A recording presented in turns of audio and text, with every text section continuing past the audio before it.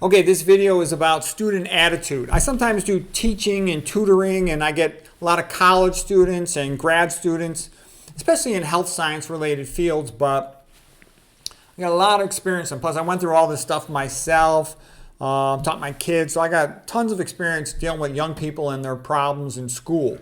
And what I've noticed is a lot of male students, they're very unhappy when they're in a competitive college field or grad school field, and they're what you would call unhappy incels. Incel means involuntary celibates.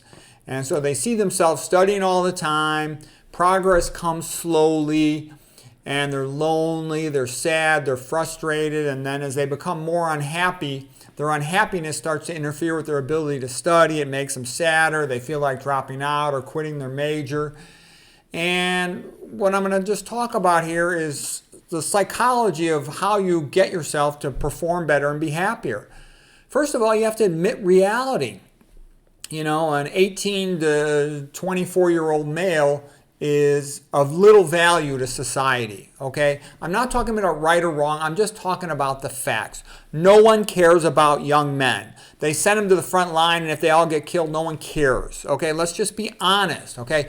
Young women are treated with great favoritism in society. Okay, oh no, we can't put them on the front line, all right? So young men are considered expendable. Nobody gives a rat's ass about them. So when you're a young man, you just have to accept that. And you also have to accept the fact that women are at their peak when they're about 18, 19 to 24 years old. That is their SMV peak, sexual market value peak. So they're able to attract older guys that are making money, that have higher status in society. So quite frankly, they're not that interested in the guys their own age. So the guys their own age are lonely.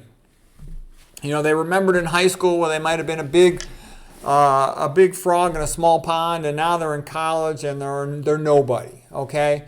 And on top of that, they're working all day long and progress comes kind of slow.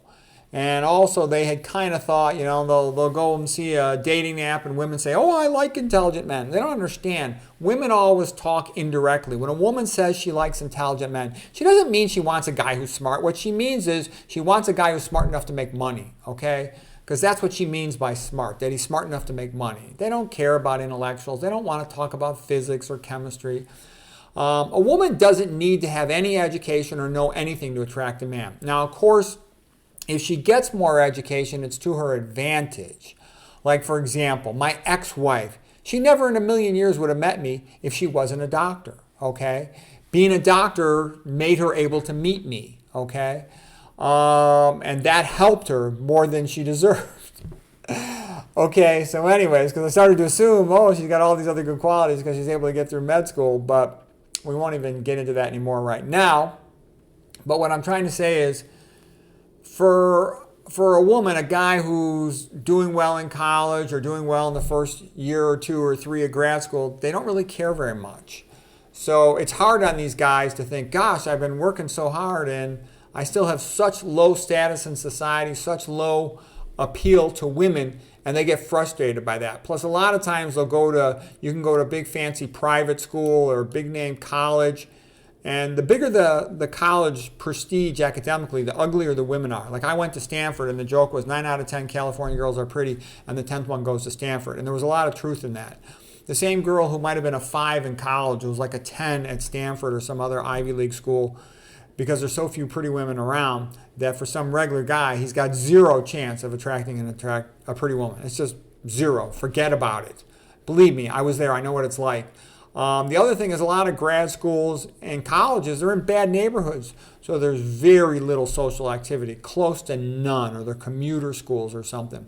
So the guy who, again, went from having friends and being social in junior high and high school, now he's in college or grad school, and there is no social life and he has no social status, essentially zero. So he's an involuntary celibate and he's not happy.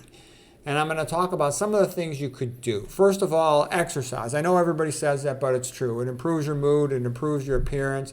It makes you feel you're going in a positive direction. You sleep better. You look better. That creates a little bit of a positive in your life. At least you see there's some positive. Eat a plant-based diet, at least 80, 85% or more plant-based. That'll often improve your health, decrease your acne, cheer you up a little bit, mellow you out a little bit. Go out and get some sunshine again. Getting a little suntan will improve your appearance. It's good for your mitochondria, good for your circadian rhythms.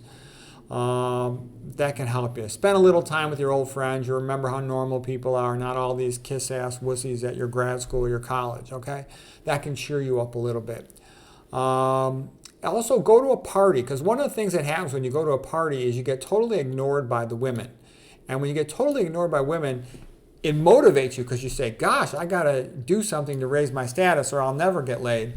And that can actually be a good motivator. You realize where you're at. And being educated helps a man to attract women. For example, I'll talk about myself. All right, I'm just an average guy. You put me in a bar, I'm only 5'9". I'm just average looking. I will get zero attention from women. Zero, none. Okay? Why am I now able to, snap my fingers and have an attractive girlfriend if I want? I got a wife now, so I'm happy with my wife. But what I mean is, because I'm a doctor. Okay, women love doctors, even though, just because, they make money and they have status. So it's just how it is. They don't care about medical students. They don't care about pre-med students because they're low on the totem pole, so to speak, in the medical game. But it's just a fact. If a man gets more educated, has a degree after his name, makes more money, more women are attracted to him. It's just a fact, okay? Men are attracted to the woman. You can fall in love with a girl working at McDonald's, okay? But the woman's not. The woman's attracted to the status of the man or what he can do for her. It's just a fact. It's just how it is. Okay, so when you have that experience of going out just a little bit even, like there were times when it'd be 6 months in a row I wouldn't go out at Stanford. There were no parties. There was no social scene. Okay, especially your first couple years. That will motivate you to study. Read about study skills. You'll get way better at school. Find somebody who's doing well. Hang around with them and imitate them. You'll get better at school. Seek mentors. Having a mentor, maybe hire a tutor or go to online tutors or just study online lectures. There's a lot of sites, and that'll help you do better in school, and that'll cheer you up a little bit. Try to have at least one friend in your class or in your major that you can discuss things with. That'll cheer you up a little bit because you realize everybody's in the same boat. All the guys are sad, unhappy incels, almost all of them. There'll be some tall guy who's still getting laid, but most of the guys are not getting laid and they're sad. And then if you're having trouble in school and not doing as well as you want, use your vacation to catch up. I would study in the summertime. I would study on my vacations. Like I wasn't that good at school in high school. I had about a 3.5 GPA, and I never took an honors class. So I was way behind. I used studying for the SAT to review all my math and algebra. That got me ready to take calculus. I took calculus at a junior high, so it wasn't that not a junior high, a junior college, so it wasn't that competitive. And then I was able to crush it, okay? I didn't take it in the pre-med track or with the physics majors. No, then I would have been behind. Get yourself real clear on your philosophy about why you want to take something because you want to get yourself psyched up. Ask yourself what's the best you can do with your life, with your abilities, with your options, your time, your money, whatever, your background knowledge, and go for the best you can do. That'll also motivate you. Say, where do I want to be in 5 years, 10 years, 20 years, 40 years? And that'll motivate you because you got to get your energy charged up because you're running a marathon. You got to have something that's going to sustain your energy. And knowing what you want to do. And you're not going to fully know when you're young, but you can at least head in the right direction. Well, I like biological sciences. I'll do that. Well, I like mathematical sciences. I'll do that. I want to be, in show business. Okay, I'll major in film or something, or I'll at least get a, double major in history or in literature or something that I can combine with that later. Have an attitude of gratitude. Because things could be a lot worse. Lots of young men ever through the beginning of history, they've been shipped out to the front line, drafted, and, life is tough. Lots of people are so poor, they never have the option to get educated, to go to college, and lots of people are stupid. There's nothing they can do about it. They really are stupid, and they don't even get a chance to learn the high school level material. So you are smart enough to make it to the college or grad school level, and what I've seen is that there's tons of people that have adequate IQs, if you will, to complete college level work, to complete grad school level work. But, I think there's tons of people that have as high genetically IQ as I do, but they just weren't as motivated.